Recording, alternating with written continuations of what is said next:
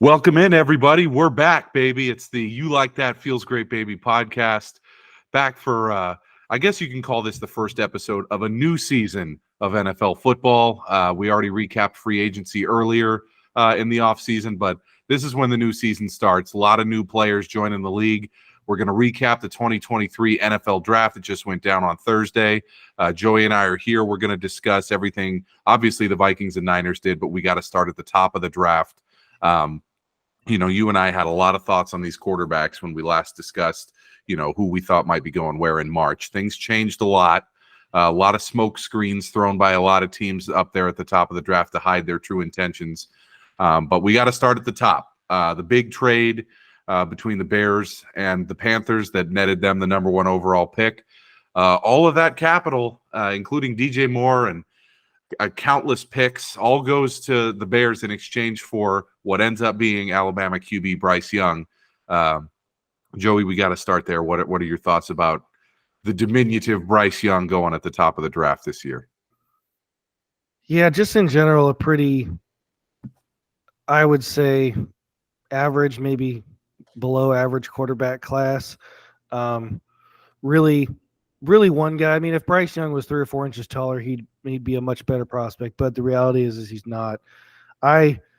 I'm just so more convicted than ever that if you don't have like if you don't project him to be like a top 5 guy, which there's so many good ones now, like that's pretty difficult. Like you're much better taking, honestly trading down. I like what Chicago did way more than Carolina drafting Bryce Young.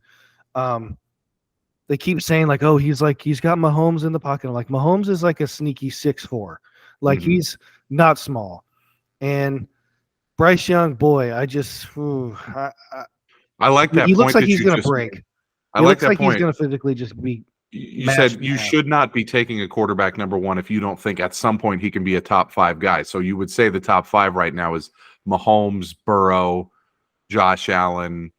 Who else cracks that list? Herbert and Trevor Lawrence. Yeah, maybe. Trevor Lawrence. Whoever's in there. If you think there's a lot of guys who could play. I mean, Rodgers is still. I mean, he looks pretty.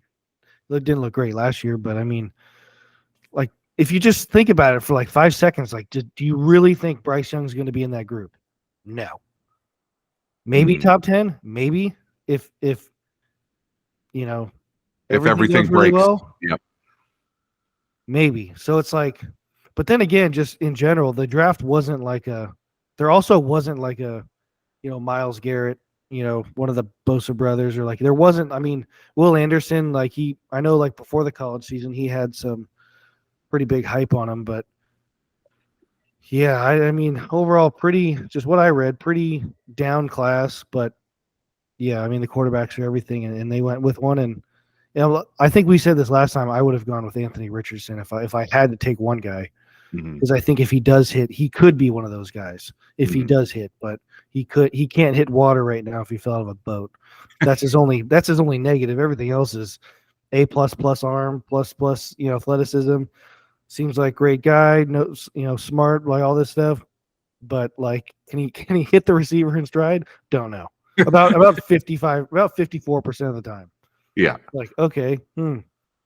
But so that was, I think, one of the biggest talking points going into the draft was how high would Anthony Richardson go, and how high would Will Levis go, and how high would CJ Stroud go? Because it seemed like in the about week and a half prior to the draft, everybody had figured out it would be Bryce Young 100% at the top of the draft. I listened to a lot of podcasts that suggested Will Levis would go number 2, and they were right. He did go number 2 in the second round. Like an enormous slide for Levis. We can get to that in a minute. Who actually went second? And this was a big surprise to me because there really wasn't much chatter of CJ Stroud going to Houston and being their franchise quarterback. I was really surprised when that news came down. I thought that they were going to go probably Will Anderson, which they ended up doing by trading back up to the 3rd pick to take him as well. But I thought D'Amico Ryans, defensive coach, probably would want to find like a quarterback in the 2nd round or later in the 1st and have, the team's identity be the best defensive player in the draft. Turns out they get both. What do you think of the CJ Stroud fit there in Houston? I don't love it. I mean, Ohio State quarterbacks have not done done well in the NFL unless you want to count a quick snippet of Joe Burrow being at Ohio State, but we're not. No, I again, if he's already it goes back to the math. It's all about it becomes a math equation. Mhm. Is CJ Stroud the second best guy in this draft? What is he like relative to the whole league taking him with that pick? If he's second in this own pretty average class, where is he again, it's a second overall pick. You have to hit these picks or else you're going to be keep picking there. Yeah. And I thought that to jump even further, I thought the jump from what was it, like 12 to 3? Yeah. Like they gave him even more. And it's like, you are not, maybe CJ Stroud and Will Anderson turns out to be, the QB and pass rusher of the future, but they gave up a lot and they're nowhere close to the playoffs. Mhm. And to give up extra picks. But CJ Stroud himself, he did himself really well in the college football playoff. That was basically the title game. Right. Ohio State and Georgia, and if they make that kick, he's probably winning a national championship, and he is bigger. He's bigger than Bryce Young, but he doesn't. And the other thing too, he's throwing to Hall of Fame receivers. It feels like their third receivers, the guy who's not even eligible is going like number one next year. It's like, well, what happens when he's throwing to me? Yeah. Like Todd McShay said during the broadcast, he said the 2022 wide receiver group at Ohio State is the best position unit ever in college football. He said Marvin Harrison Jr., Jackson Smith and Jigba, and the two other guys who were slightly below them in projection. He says two of them will be all pros, and at least one of the other two will be a Pro Bowler. And so he's basically playing with possible Hall of Fame NFL players at the college level. So very hard to judge him. Even to get the hype last year, he played with Olave and Garrett Wilson. Exactly. Like it's every year. Yeah. The Ohio State wide receiver factory. It's pretty incredible. So I wanted to say that I strongly disagree with the Stroud pick there. For my basically, point is, I don't like him, but I don't know if I would have taken any of them. It's just the value is just, again, we keep talking about it, like it's just not there. Like right. So, but I'd much rather take like Jake Haener. There's two schools of thought here that I heard, different analysts go in different directions.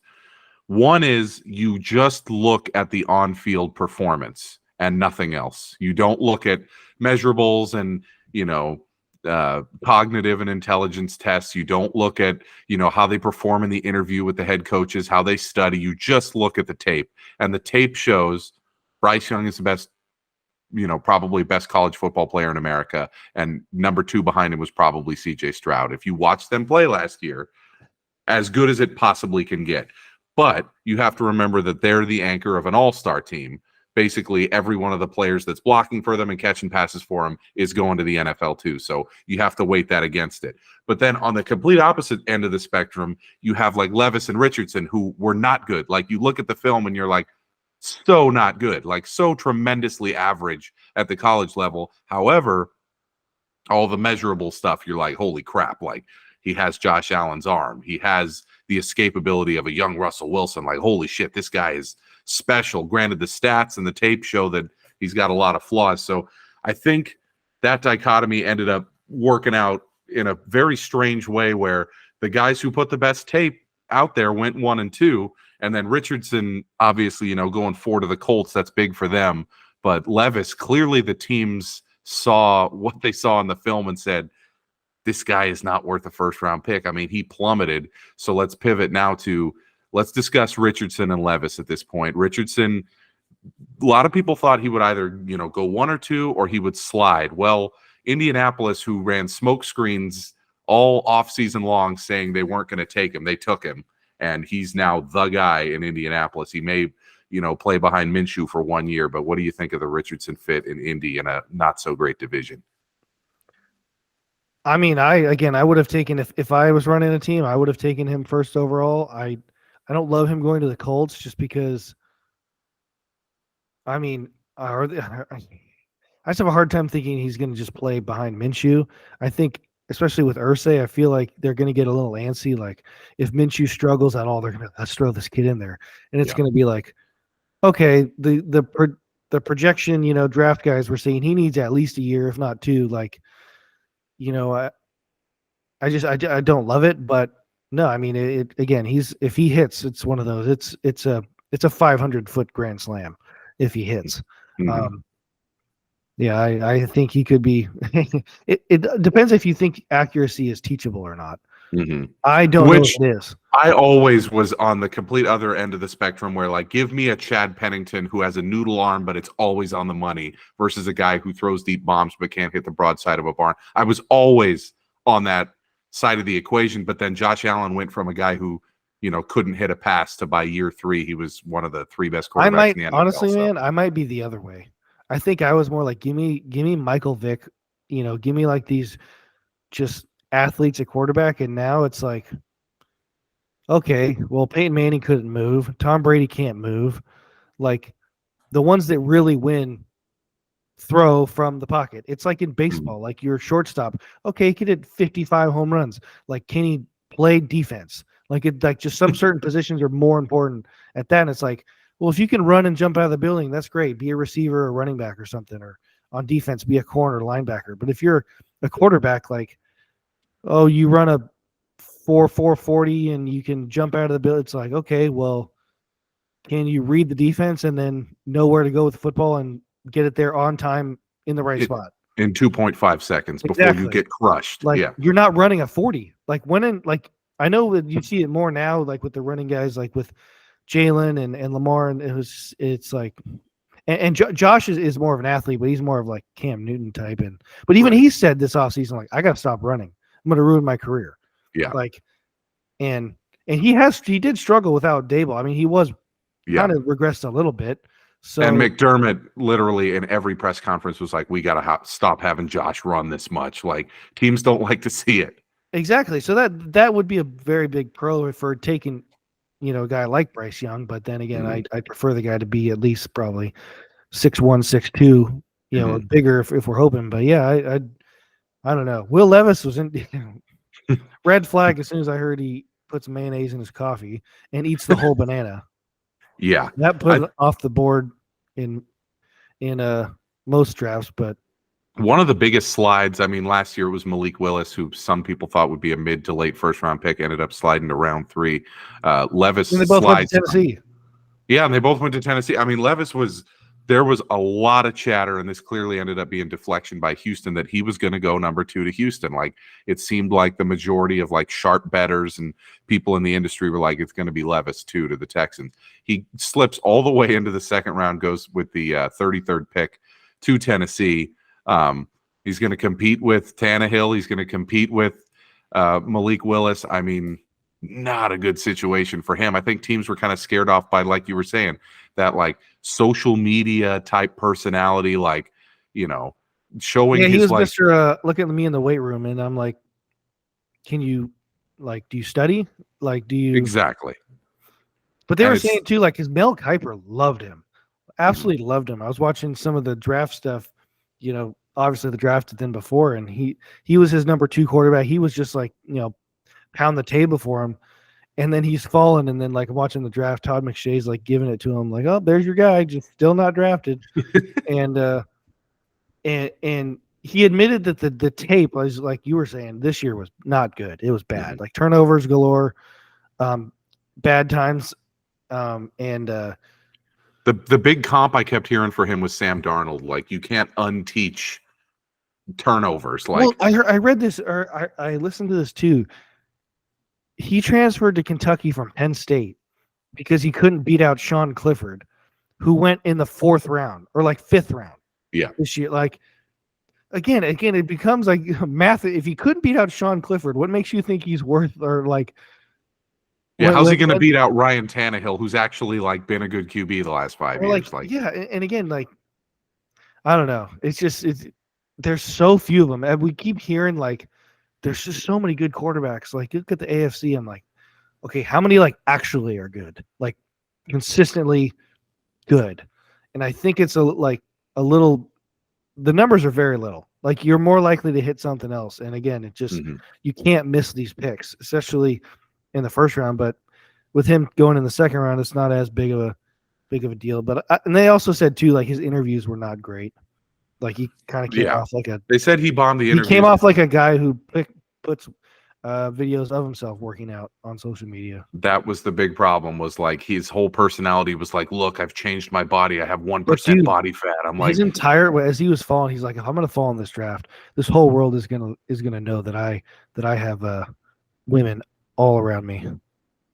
yeah. Yeah, they kept cutting over to him, and I was like, wow. I'm like, do you have like 6 sisters, or are you just like, is this sister a flex? wives? Yeah, what is this? Yeah, very strange. A kind of predictable drop. One of the 4 was definitely going to tumble. It ended up But being once you Levis. get past like that one, whoever that team is, like whatever it is, 11, 12, it's like, where's he going? Yeah. Like no one's unless someone trades in. And There was a lot of talk of, hey, maybe Detroit takes him at 12, or Tennessee right before that, and they ended up taking him later.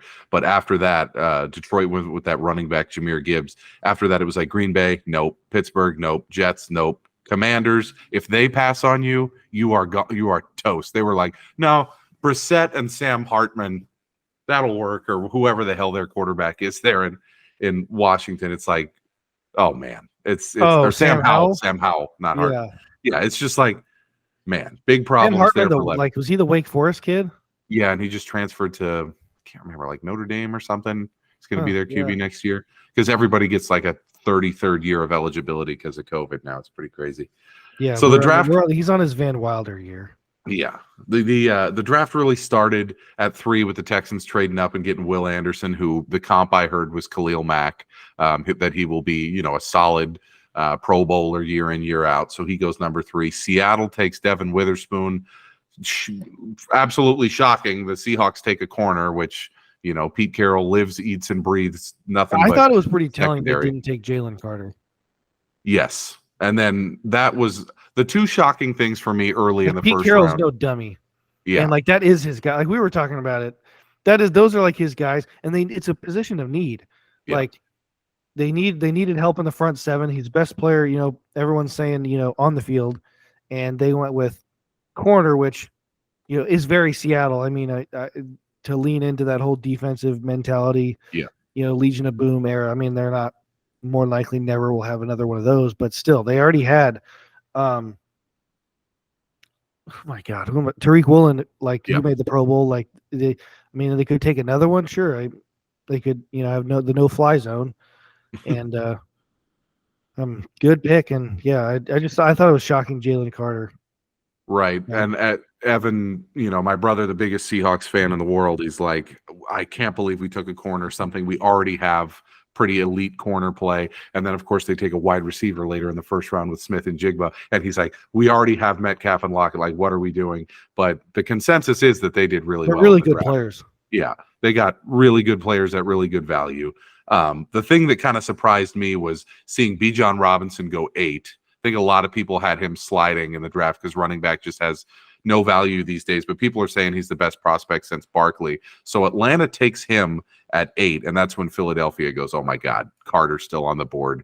They make their move. They get him. The one problem that the Eagles had last year was run defense, and it appears that they've solved it now with drafting Carter. So a lot of people right now, especially I saw both Mel Kiper and the guy Brooks from NFL Network saying Philadelphia and Seattle were the clear winners of the draft with the moves they made in the first round. So I think I would tend to agree, especially with Philadelphia being one of the winners of the draft, like to go to the Super Bowl and be very close to winning it last year, to kind of dominate the NFC from start to finish, and then to improve in the draft.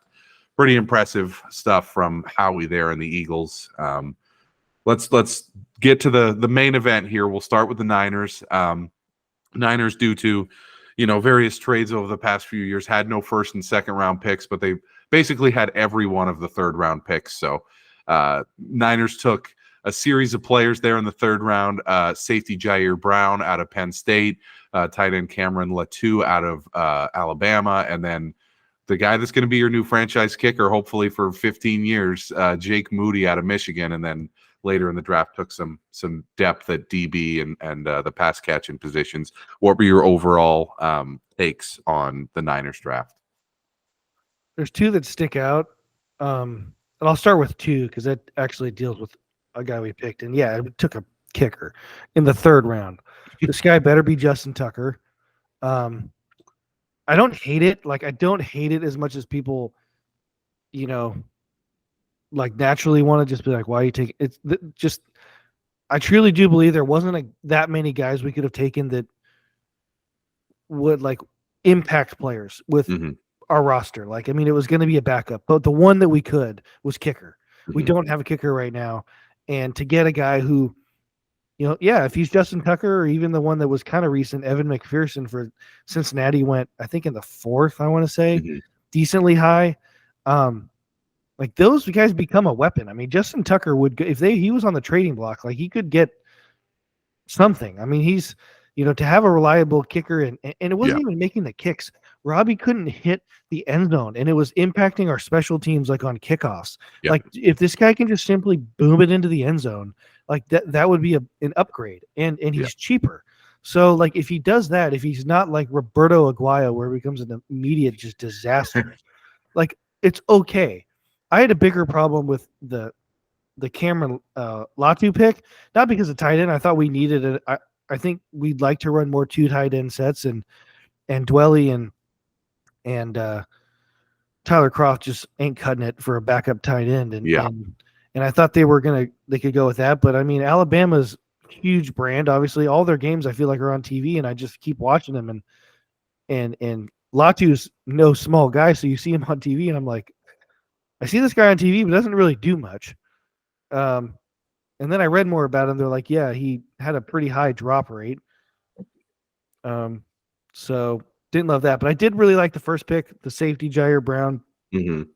For just simply replace Jimmy Ward.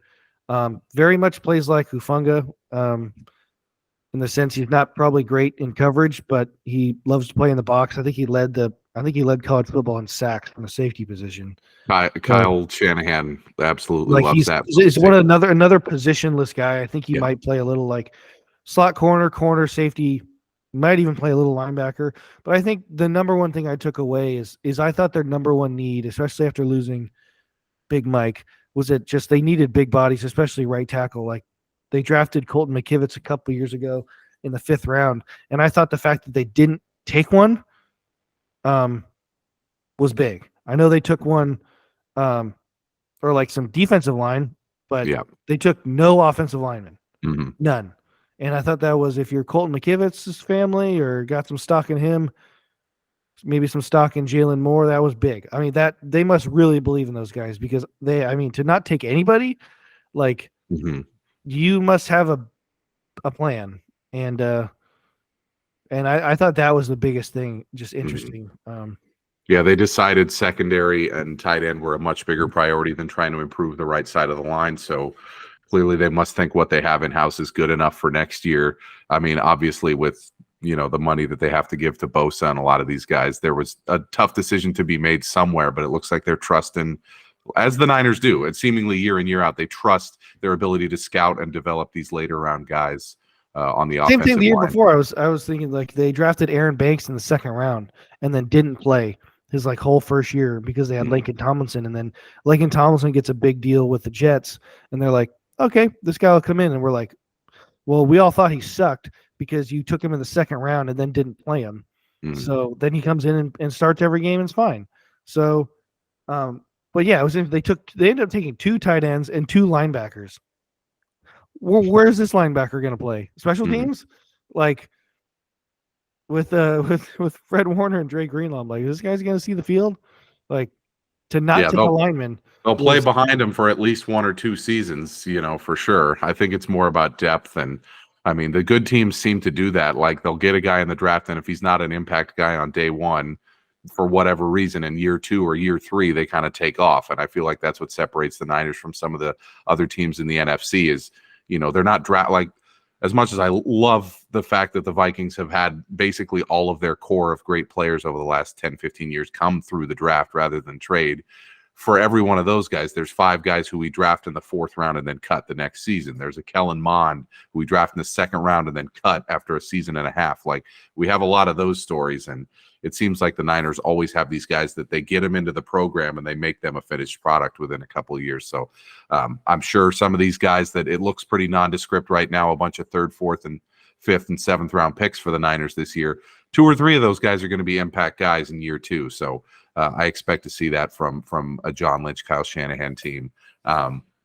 Pivoting over to the Vikings, we came into the draft with only 5 picks, a first, a third, 4th, a 5th, and then a couple 7ths. And it was like, man, not a lot of ammo to work with, but through a few trades, including with your Niners, we ended up making 7 selections, starting with Jordan Addison out of USC. He immediately slots in at wide receiver 2. From what I saw from the scouts, and I did watch him play a bit at USC last year, he's one of those guys who runs precise routes, who doesn't drop the ball, maybe struggles a little bit with separation because it doesn't have super top end speed, but this is, the dream situation for this guy because he's going to a team where he is going to face the second and third best corner on every single route because the best corner is going to shadow Jefferson the whole game. So especially with Osborne being a good number 3 wide receiver, like an elite number 3 wide receiver, all of a sudden, the loss of Thielen really doesn't mean much if Addison is even, comparable to what Thielen was at age 33. So I like the pick. My problem with it, despite it being one that continues to help our offense be more dynamic, is we didn't take a corner, which we don't need a corner. We need like 4 corners. Like we have Byron Murphy and then a whole lot of crap after that. Like the plan apparently is for like guys like Duke Shelley or whoever to fill. It's not good. Like we took Mekhi Becton also out of USC in the 3rd round. And from what I heard from the scouts is like everything I read, he can cover. He just doesn't have the top end speed to stay with, these elite receivers. And now that DJ Moore is in, our division and Detroit's got a bunch of guys, I'm like, man, that smells like it could be a problem. The only interesting picks outside of those 2 who I think will probably have an impact in year 1, I think, Addison will start as the wide receiver 2 on week 1, and then Blackman probably will be cornerback 3 or 4 to start the year. They'll probably have a veteran start opposite Murphy, at least at the beginning, and then see if they can phase him in, see if he's a good enough player. We drafted a safety out of LSU, Jay Ward, who apparently is kind of like what you guys got in Jair Brown, where he's a thumper and not a tremendous cover safety. And I'm like, okay, great. Another Harrison Smith type who is going to get torched over the middle, and he'll make his hits here and there. He'll be incredible in run defense, but going to struggle with the deep ball. So not a huge fan of the 2 picks we made in the middle rounds there, but we did accrue enough picks from trades with the Niners and I believe Cincinnati where we were able to make some late round selections, including Jaron Hall out of BYU, definitely a project QB with like incredible athleticism, but they didn't even let him throw the ball much at BYU last year. So we'll see if he's, going to be a guy in 2 or 3 years. But obviously he'll play behind Mullins. He'll play behind Cousins for this year and probably next. So relatively nondescript draft for the Vikings, unless Jordan Addison, breaks out and becomes, the Chris Carter to Justin Jefferson's Randy Moss. Like if they're both Hall of Famers, then okay, maybe this is a bonanza for the Vikings. But otherwise, decent draft, did what we could with only having 5 picks and, looking at training camp, looking at the preseason, we got to find corners, man. Every team says it, but. Because that's pretty much where they took Justin Jefferson, right? Was he 21? Right after Jalen Reagor. So he was 21st. Yeah, I mean, early 20s. Yeah. I thought they were going to take, because you said corner. I was thinking the same. I mean, I like Jordan Addison. But yeah, you're going to say Deontay Banks. I knew those right after, and I mean, your guys' problem wasn't scoring. No, and I don't know. Is it simply like, okay, boom, like we don't have to worry about losing Adam Thielen, like you said. Here we go. It's but like you said, KJ Osborne's. I mean, who's to say he's not a 2? Right. I don't like, it's Deontay Banks, and then Dallas takes the Michigan D tackle, and then I think both of Clemson's guys go. The Murphy and whoever that other Breesy, guy. Yeah. And it's like, I mean, I thought, I was like, if anything, I was like, okay, Minnesota's taking a somebody on defense, and then they're like Yeah. Jordan Addison. I'm like, I mean, okay, Yeah. The thought, I guess, and especially after hearing our GM Kwesi Adolfo-Mensah's press conference after the draft, I was like, the thought is a lot of like Flores guys are coming into the locker room, whether they're, cheap free agent deals, undrafted free agents, guys that Flores likes that he thinks he can coach up. I'm like, what a monumental task for him to take this group of defenders and, a lot of the best players on this team, even though Kendricks was not good last year, he is 2 years removed from being a first team All-Pro. You lose him, you lose a lot of players on that defense who contributed big time last year, and you're expected to, improve massively under Flores. It's a huge task. It's an absolutely gigantic task. They're basically going to ask Byron Murphy to be prime Richard Sherman if this defense is going to work at all. So, really shocked that we didn't take a corner until the third round, that we went offense in the first round. But all in all, I'll take it. I just got to see Addison play at, a little bit above, late season Thielen level. Like Thielen at this point is a guy who's going to get you, 700 to 900 yards and 5 or 6 touchdowns. He's getting long in the tooth. We need to see a little bit more than that from Addison for that pick to be worth it. But overall, I give the Vikings draft C+, I guess. And then Niners, what would you give them as your grade? C+, B-, something like that. Yeah. Yeah, just average. I don't think it's bad. It's weird. It's weird to grade him without a first or second. I just don't. Yeah. I don't. Definitely challenging. Like a lot of these teams, you can clearly give them an A or a D or an F or whatever, just based upon they had these early round picks and they screwed them up. Like you wanted to. Let's pivot to Joey's Jack and the Bum of the Week right here, because I think there is a direction you wanted to go with this based on multiple of this team's picks. So here's some candidates for Joey's Jack and the Bum of the Week on my end. I don't know if you saw this, but there was a lot of stuff that came out about Jonathan Gannon, the new coach of the Cardinals. He was asked a few questions in like the pre-draft press conference about like, what was it like getting all that criticism about how the Eagles played in the Super Bowl? And he was like, my team was the best sack team every week of the year. He just starts spouting off all these stats, and the reporter like fact checked all of them, and like every one of them was wrong. And I just saw this tweet storm of like everybody being like, the Cardinals have hired the worst possible candidate to be their head coach. Like a guy who just anytime he faces any criticism loses his mind. So that was just this was like the Wednesday his own before team kind of threw him under the bus. Not Arizona, but Philly.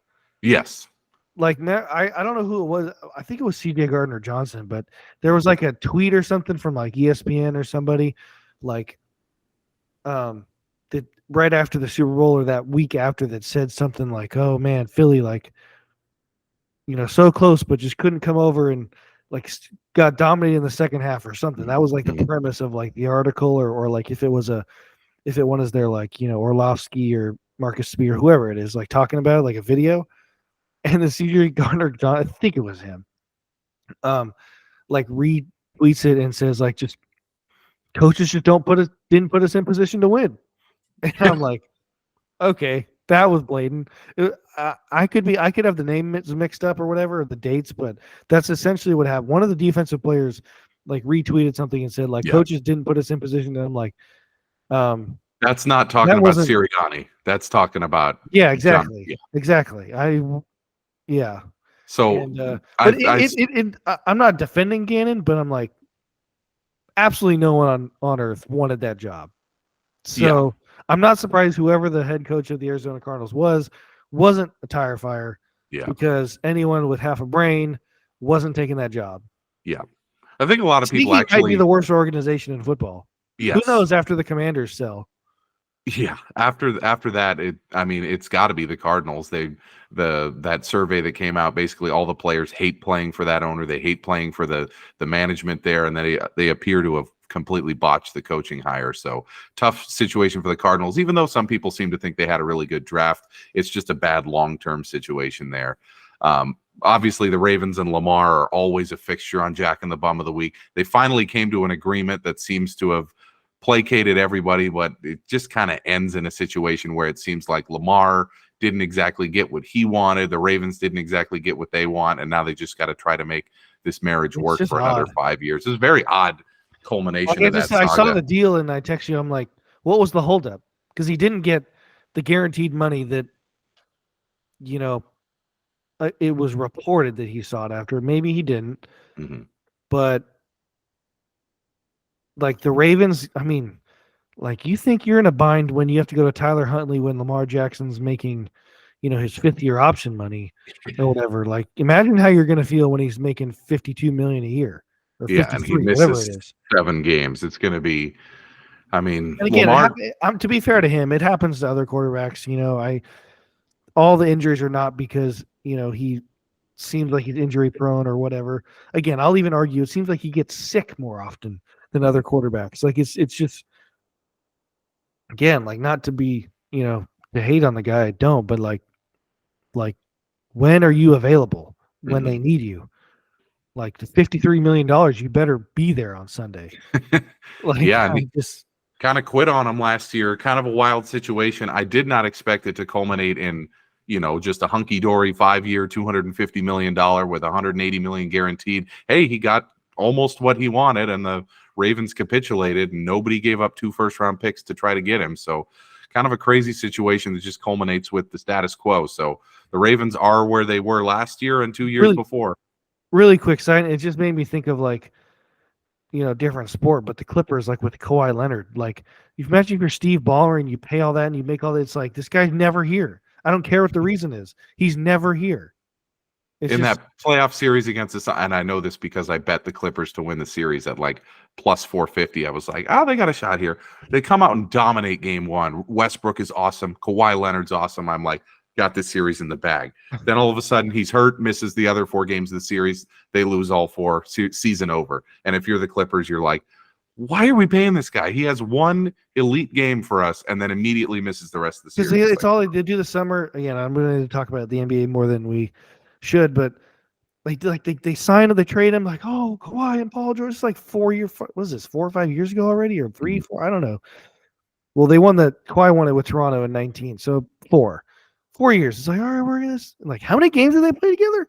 Like playoff P, pandemic P, when he was hitting the side of the backboard. Was that fun? Like Steve Ballmer paid like whatever he paid, $2 billion for the second team in LA, and is paying all these guys, and it's like, and fucking 110-year-old LeBron is going further in the playoffs than them. It's like, what am I getting with my ROI? Whatever. Anyways, back to Lamar. I just was like, so does this resolve everything or what? Because I don't know. That's why they're a candidate for Jack and the Bum of the Week for the draft. It's just like that story dropped right before the draft. Everybody was like, I guess everybody's happy now. Curious to see how that ends up. And then my final candidate was the Bucks and Falcons are just content to just ride it out with absolutely shit-tastic quarterback situations. No need for them to take a quarterback. The Bucks are just going to roll with Mayfield. The Falcons are just going to roll with Desmond Ridder. Is that what we're doing? Apparently so. Like, I expected them to make moves. Atlanta will be at least decently competitive. I think Tampa Bay is going to suck. Mm-hmm. I think any of those guys, we talk about the quarterbacks this year. Next year, they're already talking about Caleb Williams and Drake May. Yeah. So that might be what they're doing. That may be the thought process there, but I just think if you're, trying to sell the Bucks are trying to sink the ship. They're trying to tank the ship. You're trying to sell season tickets. You're trying to get people fired up for a new era, and your faces are Ridder and Mayfield. The NFC South looks like craptastic right now, but there's a clear winner in your race for the Jack and the Bum of the Week NFL Draft Edition. Yeah, again, a lot of good candidates, but this for a couple of reasons, we are going to go with the Jack and the Bum of the draft, Jack and the Bum of the Week, the Carolina Panthers. The Carolina Panthers traded a star receiver, flopped first-round picks, an extra second, an extra one next year, and I want to say, you got it right here, another third? Yeah, to take Bryce Young. And I just, again, being a Niner fan, we saw it a couple years ago. Trey Lance era, that was cool. We finally paid that off this year. We'll have a first round next year. but it puts so much pressure on the kid. I don't get it. You could have been okay taking somebody at 9. Mm. You're not the Niners took a swing for the fence because they were, they were there. I mean, Carolina's nowhere. The Niners had the roster to do it, and I mean, honestly, it deserves some type of recognition because they royally blew that trade and have still managed to more than stay afloat. But looking at that trade objectively, it was a disaster. I mean, they could have sat there and not traded their future first and taken, I don't know. I mean, Pat Surtain was around there. And Micah Parsons was around that area. Maybe you trade like a third or something to move up a couple. You could have taken just, people keep saying, imagine if Trey Lance hit. And I'm like, imagine if the Niners didn't trade those first and just took a really stud player. Imagine Micah Parsons on the other side of Nick Bosa. I mean, it could have been way different. But to get back to Carolina, I just thought that was so much of an overpay. And then the funny part is really why I wanted to name him the Bum of the Week is I got it up here. They took the edge rusher from Oregon, DJ Johnson, in the 3rd round, and every analyst on the panel said, I got this guy going undrafted. And those are my favorite moments of the draft. It was very Alex Leatherwood in the 1st round Raiders moment. Like Mel Kiper's like Cleveland Furl. Yeah. It was just like, sorry, I didn't bring my day 2 binder up here on round 1, but don't have anything to talk about. Yeah. I just, boy, maybe they would have been a better keeping Sam Darnold. I don't know. I know they got a lot of picks from us in the Christian McCaffrey trade, but I don't see it. I don't. Yeah, it seems like I would have been uncomfortable doing it if it was Trevor Lawrence. So right, Bryce Young, boy. I mean, I think just looking at Bryce Young, so they do these tests now that have kind of replaced the Wonderlic before, especially for quarterbacks to like gauge your aptitude for the challenges that come with the NFL and logical thinking and quick processing and all this shit. He graded 99 out of 100. So like Bryce Young has the brain, has the skills, has the processing. This guy is going to be a very good quarterback. The question is, can a guy who is, he makes Kyler Murray look enormous. Can that type of guy succeed in the NFL? For being as short as he is thick. Yeah. Kyler Murray weighs, 215, 220 pounds. They're saying Bryce Young, when he really bulks up, can be 170, 175. Can that kind of guy, survive in the modern NFL where every defensive player is just a hulking mass of humanity? Like, can he survive that? Can he legitimately see over the offensive line? He's shorter than Russell Wilson. He's shorter than Kyler Murray. He's thinner than basically everybody who's played the position in the past decade. I never really thought about it mostly because Russell Wilson was really good up until this year. But like there were rumors this year, like he moves in the pocket because he can't. It was coming leaking out of Seattle that like some of the plays over the middle were just can't even call them. Like they don't even design plays over the middle because Russ can't see like over the linemen, through the defensive tackles, through like linebackers. And I'm like, I never really thought about that. But when you really think about it, like if you're barely 6 feet or shorter and you have, stay in the division for years. You had Eric Armstead and Buckner there. Like they're 6'7", and then you have linebackers like oh, no wonder he can't see that guy. Like on TV, we're like, did he not see that guy? He's right there. We're like, maybe he didn't. Maybe the most successful short QB of all time, Drew Brees, always had that. He would drop back and have his head tilted back so that he could see over his own offensive line, and he only got away with it because one, he had elite talent around him. He had an elite offensive head coach, and the dude had unbelievable accuracy. He's like all time. Yeah, he is an outlier. Kyler Murray, for all we shit on him, his athletic ability. He was the National High School Player of the Year twice in a row. He was if Kyler Murray was 6'4", he'd be the most talented quarterback ever. Yes, incredible skills. His only problems are, maybe motivation and inability to stay healthy. You look at Bryce Young, you're like, okay, you need to be Drew Brees level of accuracy or Peyton Manning level of between the ears because your size is going to limit you massively. And from all reports say, great leader, incredibly intelligent guy. This only works for the Panthers if he stays healthy. And considering some of the other picks got absolutely lambasted by the media. Basically, the entire, Tepper tenure and Frank Reich tenure there in Carolina is going to come down to, does Bryce Young stay healthy? Is he a top 8, top 6 QB in the league 3 or 4 years from now?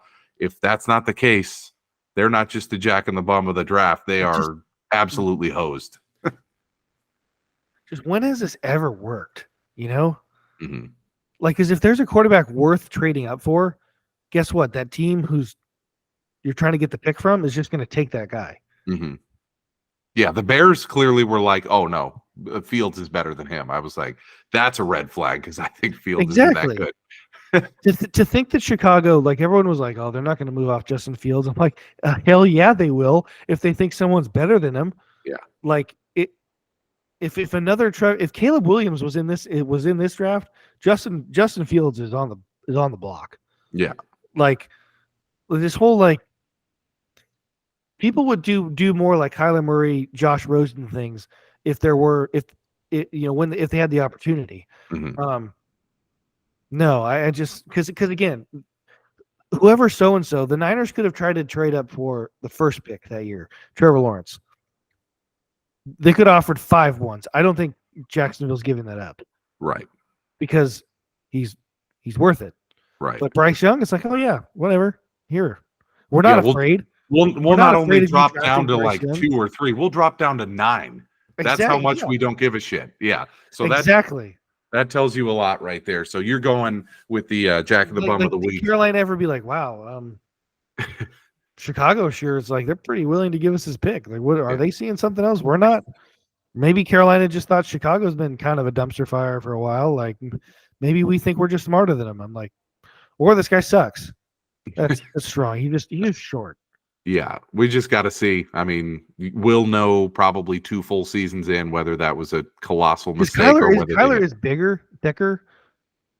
But comparing the prospects, I mean, like I said, Bryce Young would have everything above Kyler Murray between the years and everything. But if you're looking at football talent, I mean, it's not even close. Kyler Murray's a way more talented player. I mean, he honestly has got one of the prettiest balls I've seen.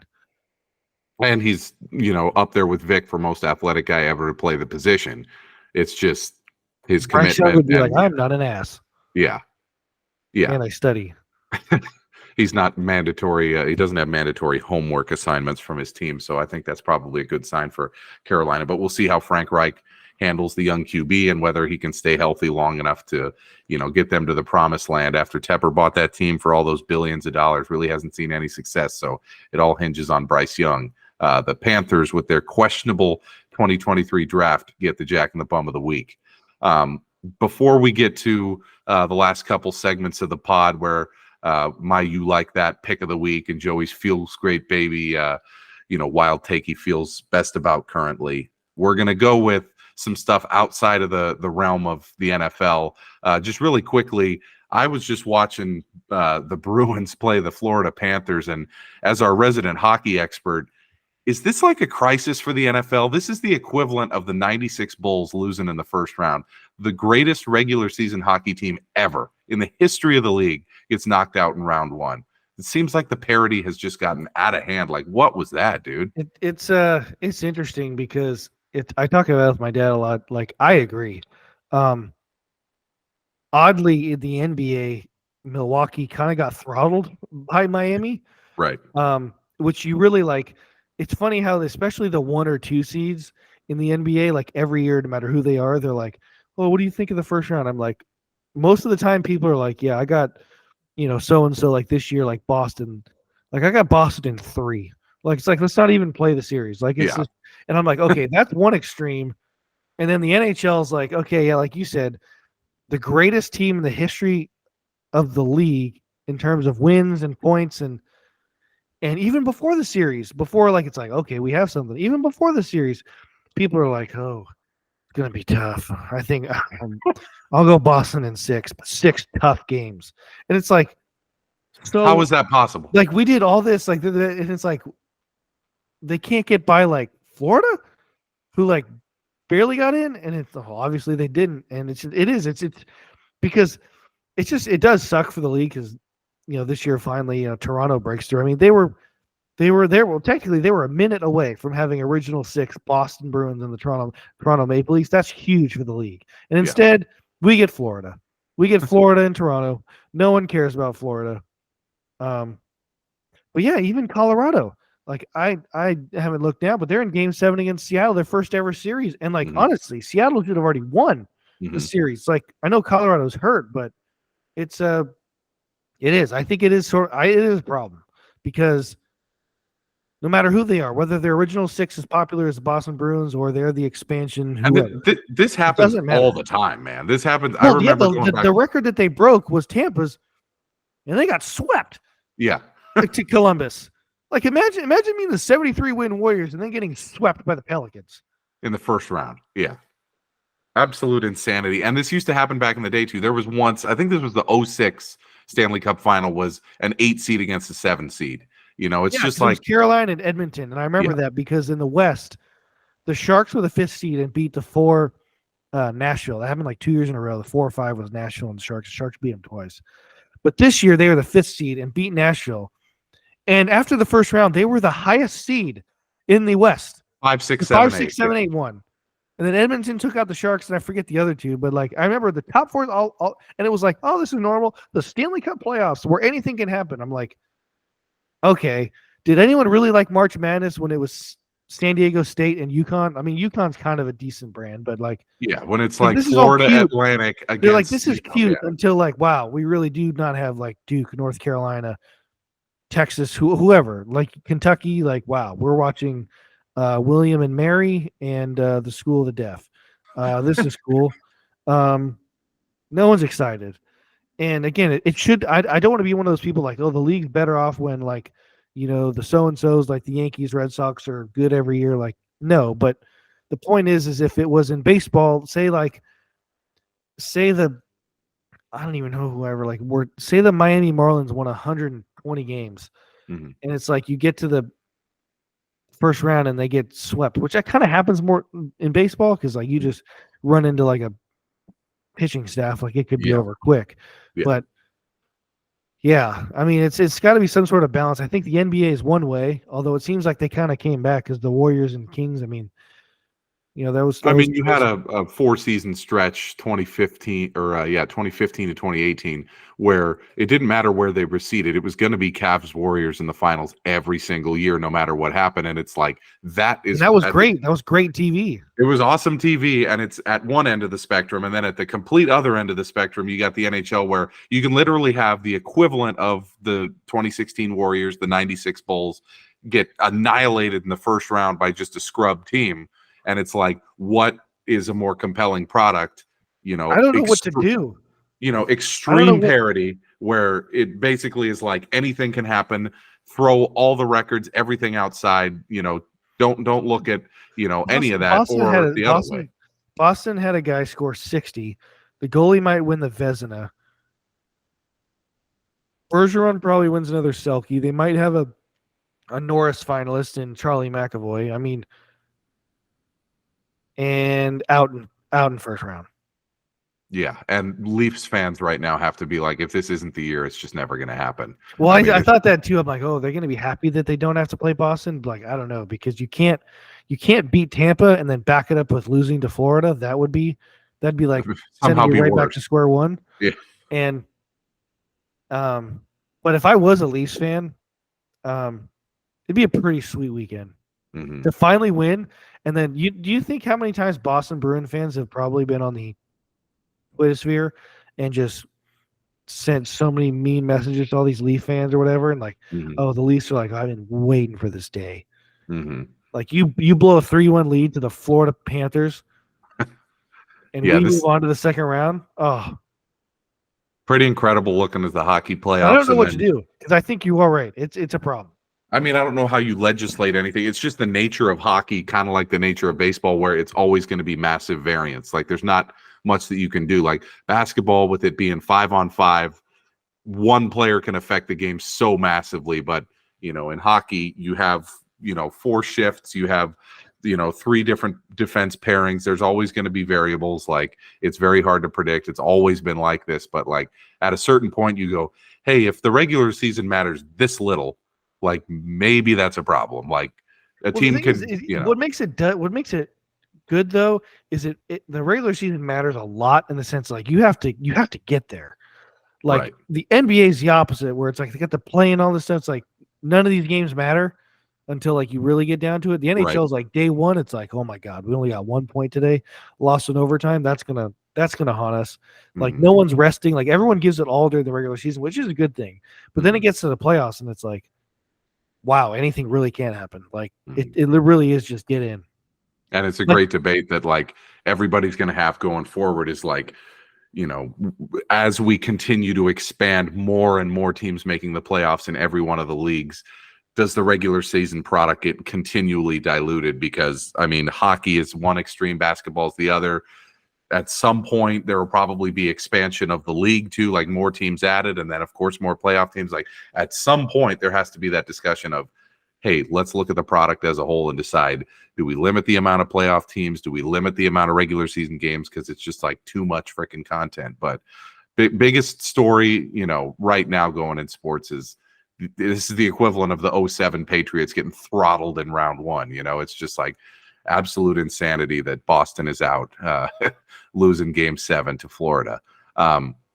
So in lieu of my you like that, picks of the week, there's no games going on. And in lieu of Joey's feels great, baby, his wildest take he feels best about currently, we are going to combine those into one segment here because something happened last week that, is the most titanic shift in big sports. If true. Yeah, it's the biggest big if true for me as a sports fan that I've experienced in my life. The Oakland A's are my team. They are my favorite team in sports. The Vikings are a very, very, very close second, but it's the A's. I have wanted my whole life nothing more than to see the A's win their 10th World Series. Like every year I get my hopes up. I'm so excited. I learn everything about every guy on the 40-man roster. I watch every inning of the season. I've written on my blog before about how what the A's do, what their players do is kind of the reason that I still believe in sports as I get older, and I've not gotten jaded and said, oh, I'm not watching it anymore, because you'll see these groups of guys who they're playing in a dilapidated, crappy facility, no budget, ragtag group of guys, and they just come together for a common goal. And lo and behold, 2018, 2019, 2020, they won 97 games per season. Like, I love stories like that. I love the Oakland A's. I love what it means to be, an East Bay blue-collar team. And they've been doing it continually since like the late 90s, since I've been a fan. So this entire Billy Bean era, the Moneyball era, all these scrappy, great players that have, gotten us to, seasons where we're winning 90 or 100 games. It's been what sustained me as a sports fan for all this time. And that fuckface, John Fisher, and his little crony, Dave Kaval, are trying to take my team out of Oakland, out of the East Bay, and move them to Las Vegas. They announced that they are entering a binding agreement not to build a stadium, but to buy land across I-15, across the freeway there from where T-Mobile Arena is now, and just a little bit north of Allegiant Stadium.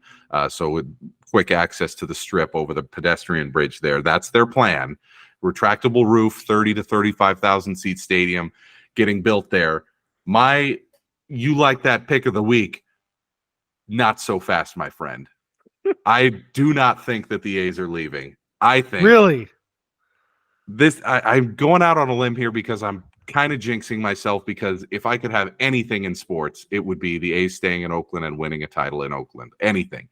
A Viking Super Bowl would be amazing. The Sharks winning the Cup is great, but the A's remaining in Oakland and winning a title in Oakland would mean more to me than anything as a sports fan. And I still think it's possible. I think Tim Kawakami from The Athletic made this point better than anybody.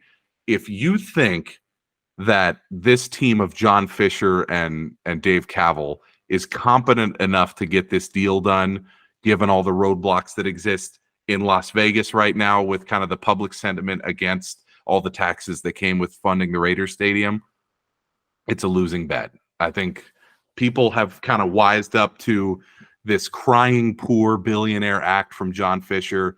I feel like this move, which by all accounts, was announced in incredible haste. Just like they needed to rush it because they have this January 2024 deadline to get a stadium deal, or MLB pulls the plug on the revenue sharing and the A's become a big market team and they don't get any revenue sharing. They actually pay into it.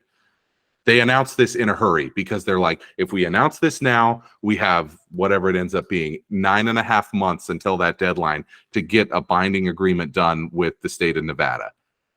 I do not believe Dave Kaval can get that job done. He has failed in everything to this point. He was going to move the team to the Laney College site, which was shot down immediately. They launched this huge website for this is what the stadium's going to look like. This is where it's going to be located. Here are the shops and restaurants and hotels that are all going to be around it. Gets shot down at the very first hurdle.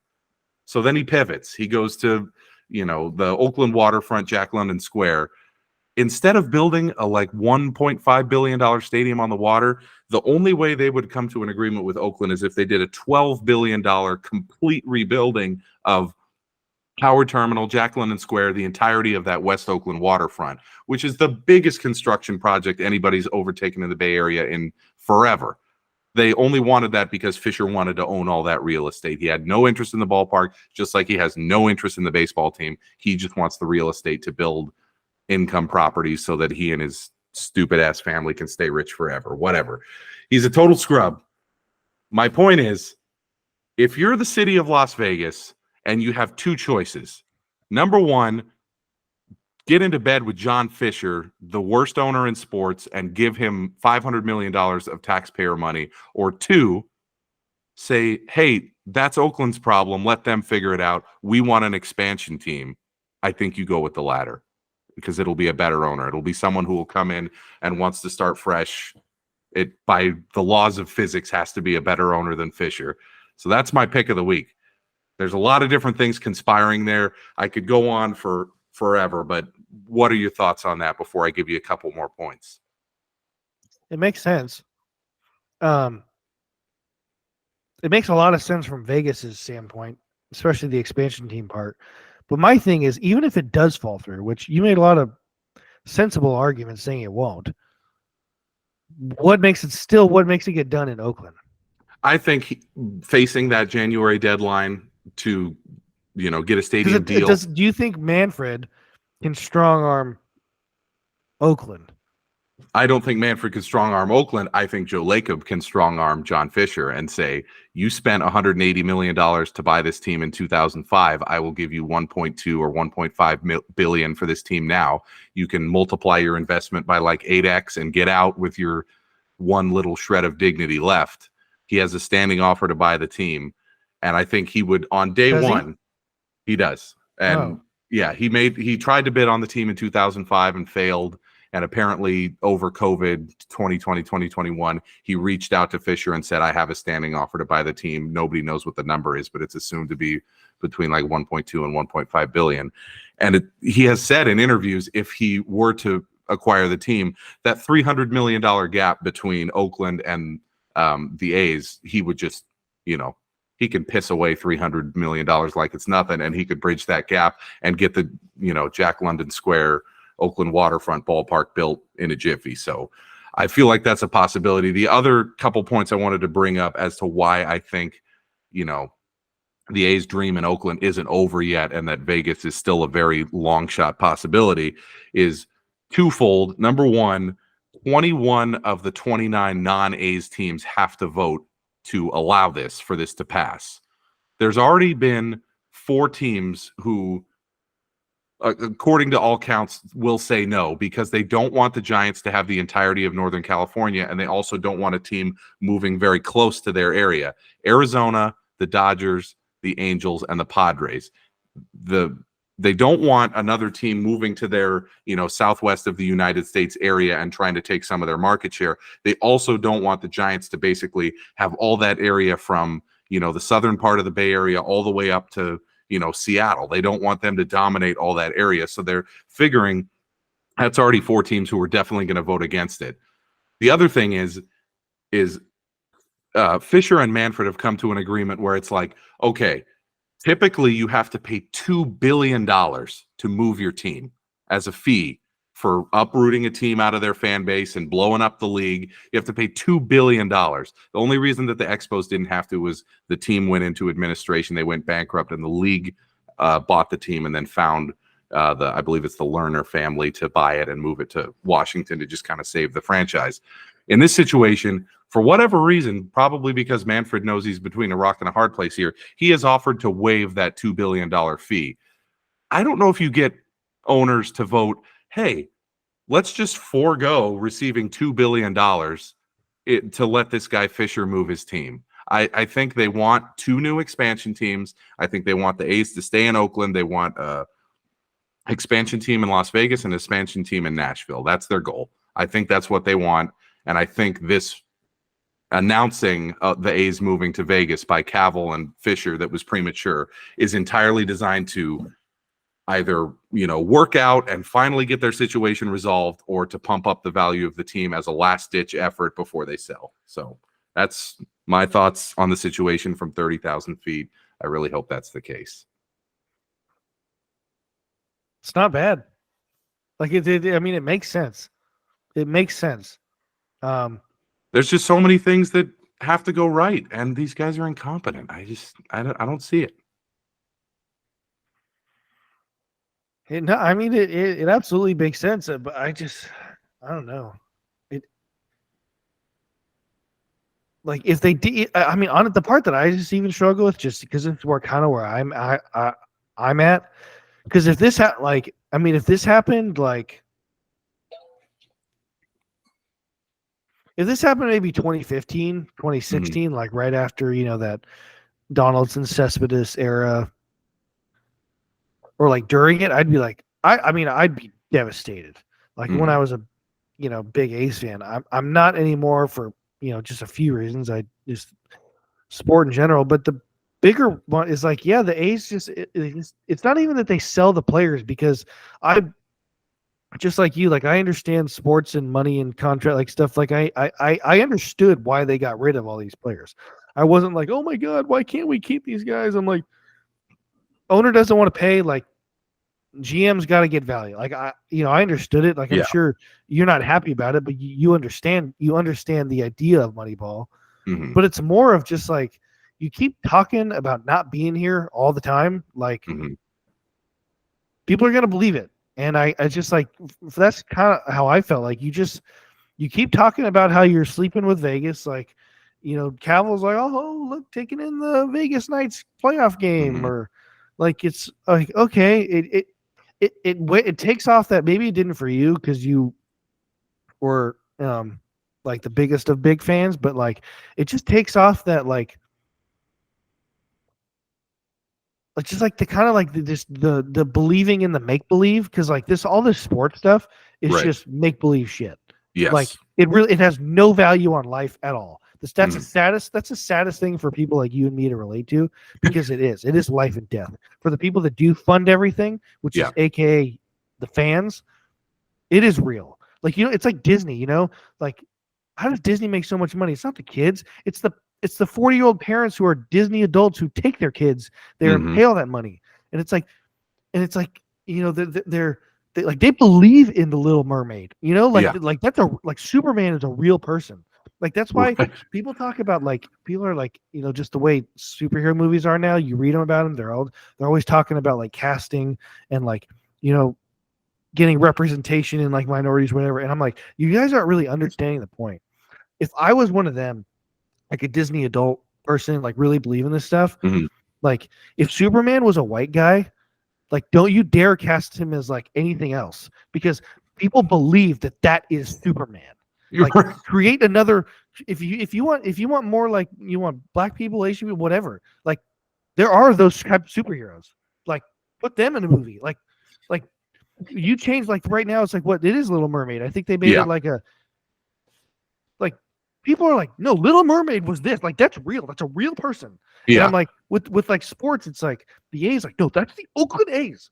Like, don't you dare. And it's like it takes off that like, oh shit, like no, this is like the A's could just move. Yeah. And it's like someone made up a story about a fish. Like it's not like it's like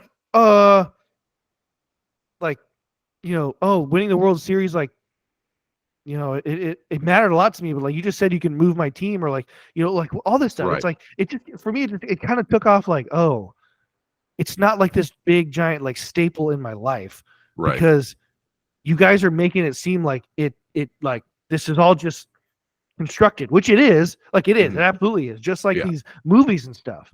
Yeah. But like the reason why it is a billion-dollar business in whether you talk about Disney or sports, like it's because people really believe this, like life or death, and it's not healthy. That's for sure. But like the point is like with the A's, it's like you keep telling me that this isn't like important. That's what you're telling me. It's just Right.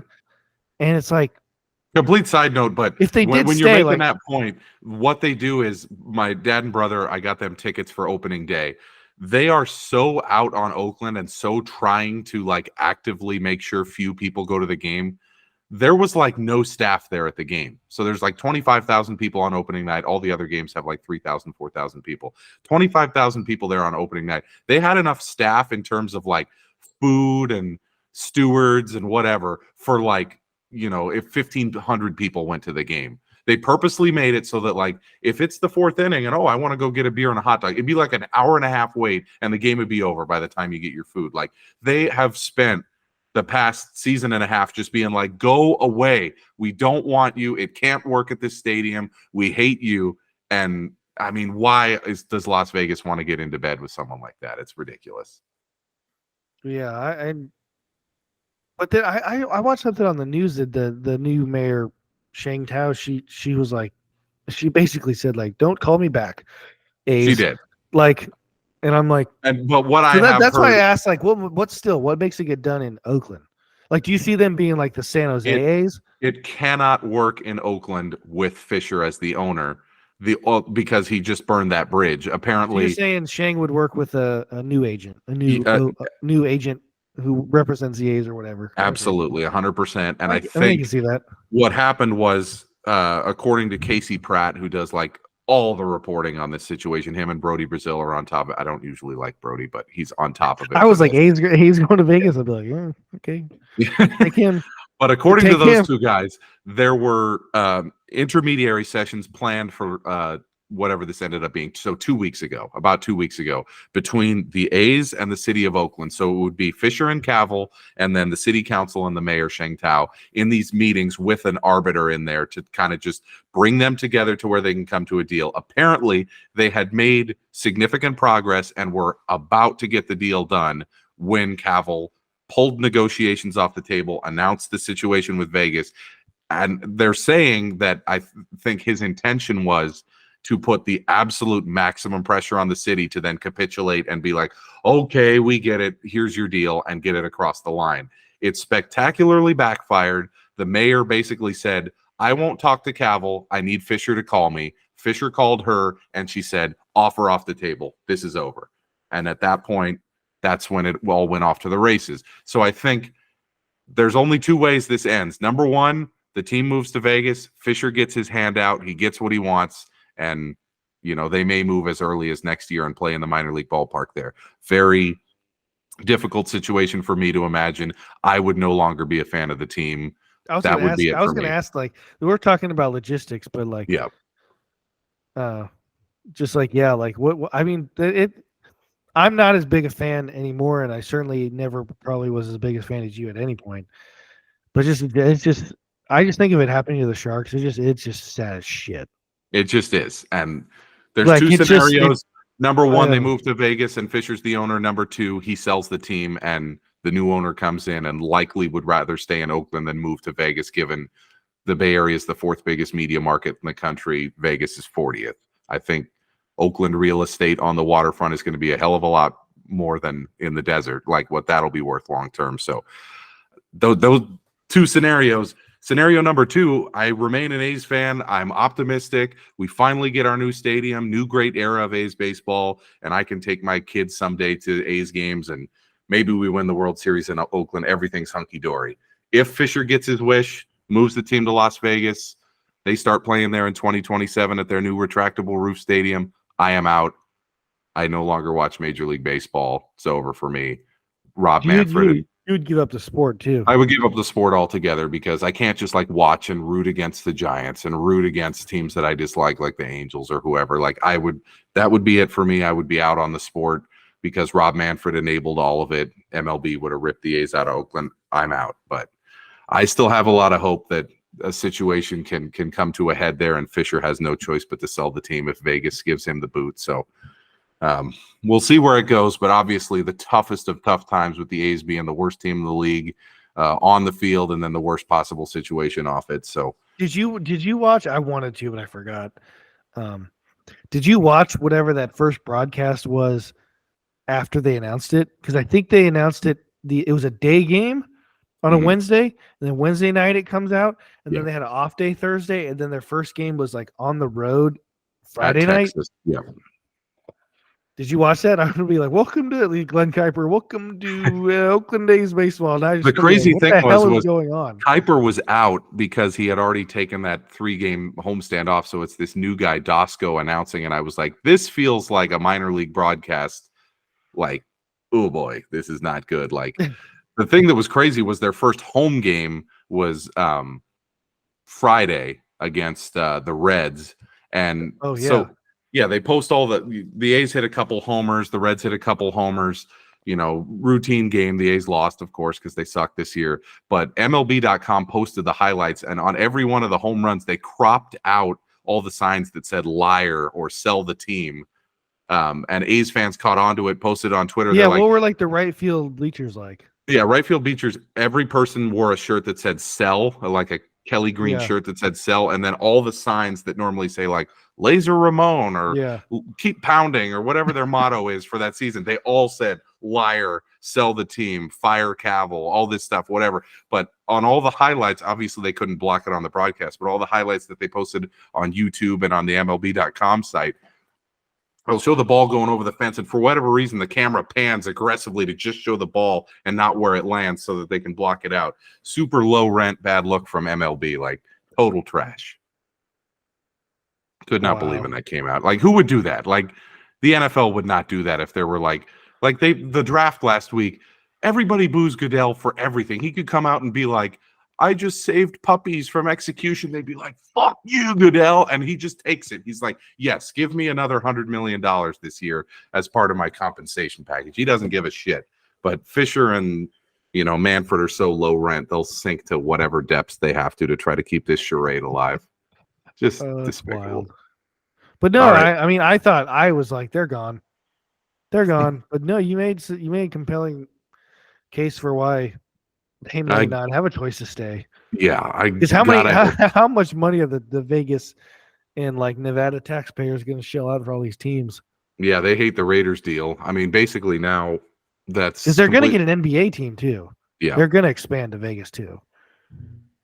Yeah, they deserve expansion teams out there in Vegas, not already established teams, I think. And by the way, Mark Davis, who usually I dislike, he came out when this whole situation happened and said, hey, I'd still be in Oakland if it wasn't for John Fisher and Dave Cavill, who basically I wanted to knock down the Coliseum and build another Raider stadium there and stay in Oakland, and they blocked me, and I had no choice but to leave. It was like, that's got to hurt for Raider fans to hear. But like, if you're such a shit ass owner that Mark Davis goes, you guys suck, that should cause you to look in the mirror, man. Like, rough times for the A's, but I'm hoping good times are ahead. We'll see how that goes. Let's close the pod. We've run a little long here. I just, something that happened this week outside of sports. You were telling me when we were golfing last week, when I was up in the Bay visiting my folks and doing some work, you were telling me you had some struggles with your neighbor as a new homeowner. What happened with that situation? Yeah. Hadn't met him. Lived here since June, but hadn't met him yet. And what happened was me and Kayla went to a doctor's appointment for the baby, and then went to dinner, and I got a Ring doorbell notification, and it looked like my neighbor. I'm like, oh, that's our neighbor. Like, what's going on? And of course, like, everything bad runs through our head. Like, oh my God, our house is burning down. Like, we left like the stove on or something, even though we don't use the stove or something. And I don't know. We just thought like, oh, this is not good. But then we're like, okay, maybe he just like needs some cheese or something. I don't know. He needs a bar. I don't know. So we get home, and as soon as we get to like near the driveway, we're like, okay, our house is not burned down. I'm like, all right, I'm gonna go walk over there and knock on his door, see what's going on. But before I stopped at our mailbox, and he typed up a letter and then signed it by hand. But it basically said, your excessive watering of your lawn and plants is killing my plants on the other side. He's like, could you please like not water as much? And I'm like, at first I'm like, oh, this guy sucks ass. Like, what a dick. I've only been watering my stuff for like maybe 2 weeks because I hadn't watered it in like months because it rains so much here. But I'm like so concerned about the HOA. We keep getting newsletters from the HOA, like to everybody, not like us specifically, but they send one out to everyone here. Like, they're like, okay, they're like, summer's coming up. Like, don't you dare have any dead grass out there. We'll find the hell out of you. And I'm like, oh shit. So I turn it on, right? And I still turn it on less than what we did last year, and like in the summer. I get it's not the summer yet, but still, I'm like, hey, but I don't have any grass. And of course, I didn't think water was like, I'm not like poisoning my lawn. It's like it's water. Mm-hmm. Like I didn't believe in excess water. Like I just thought, okay, like we just drink more water. That's good. So I go to his door, knock on his door, and everything, and then talk to him, and he was super nice. It was cool, and he's like, yeah, you're killing my plants. I'm like, oh wow, did you tell me? And he's like, well, I walked over last couple of days, but you weren't home. I'm like, yeah, I was, and never saw you on the Ring doorbell, but whatever. I'm not calling you a liar, but something's not adding up. And long story short, yeah, Friday I went out there. I'm like, let me see what the hell's going on with these sprinklers. So I basically had them on for only like one time, like 5 minutes the whole week. So I'm like, not a problem. I go out there and I got like a Wi-Fi sprinkler stuff, so it's in zones.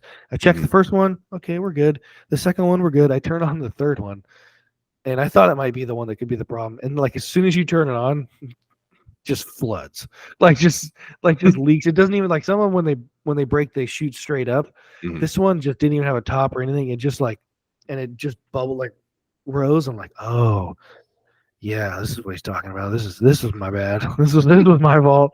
Because I was like, yeah, wow, shit, running this 10 minutes. Oh my god.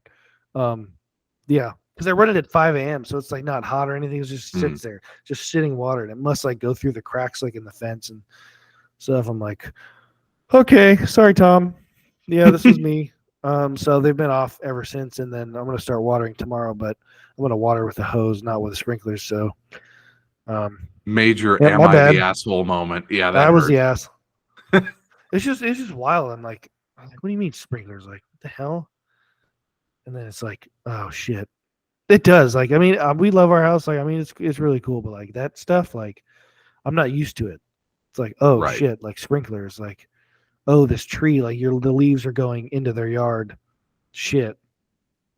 It's like it's just like makes me want to live on 10 acres and have no neighbors and be like, okay, I don't have to worry about anything. Yeah, the pitfalls of being a new homeowner and having to deal but it's cool with to meet him. nonsense. It's cool to like meet him, I guess. And he was like, oh, if you guys need a tool, like I got it. Like I'm your guy. I'm like, I hope not. Like I hope I don't have to come over here because I don't know, don't want to like be pissing you off for some reason. I don't know. Yeah, strange situation. You were telling me about that, and then on Friday you texted me. You're like, "Yeah, I have a busted sprinkler head. It was all my fault." I'm like, "Oh shit!" You got to go over there and be like, "Whoopsie, sorry." Yeah, I saw him outside, and went over there and just said, "Yeah, I found the problem." Blah blah blah blah blah. And he's like, "I'm like, I swear to God, though, Tom, you do something that pisses me off, I will flood your backyard." Well, there it is. No, I won't, because the HOA will be like, haha. There's life in suburbia, having to deal with the HOA, having to deal with the nosy neighbor, but Joey's pushing through we it. found out, though, like, people, like, you know, you see in our, if you remember, you see in our house, there's a street behind us, but on the other side, they're building, like, new homes again. I'm like, oh, sick. Like, that'll be, like, construction noise, so hell yeah. As the Bay Area expands further and further east, it's just never going to end. At least they're actually building new houses. That seems to be a problem in a lot of California. They're just not building, and the prices just keep building vertical. Up. Yeah, that's what they need to do. Here's like 1 million new homes. They're like, oh, cool. Like nice. But like, no, they're like 600 square feet apartments. We just keep building. So we got nowhere to put people. But yeah, it's wild. It's wild. Well, so obviously we strayed a little bit from the NFL draft. First 45, 50 minutes was all NFL, and then we had to get our licks in for what happened with the A's and the whole announcement about Vegas. But good pod, buddy. Good catching up with you, and glad to have brought another pod to our great listeners here in the off season. Coming up next will be, I think, in probably late July and then throughout August, we'll do a weekly pod previewing each of the divisions as we head into the regular season and get started again. So we'll definitely at that time, reconnect with all our loyal listeners and get them primed and ready for when the games actually start. Hopefully by then we know a little bit more about what we have with the 2023 draft class. But thanks for listening to our 2023 NFL draft recap here on the You Like That Feels Great Baby podcast. And we'll see you as we get towards training camp here in July to preview the 2023 season. Thanks for listening.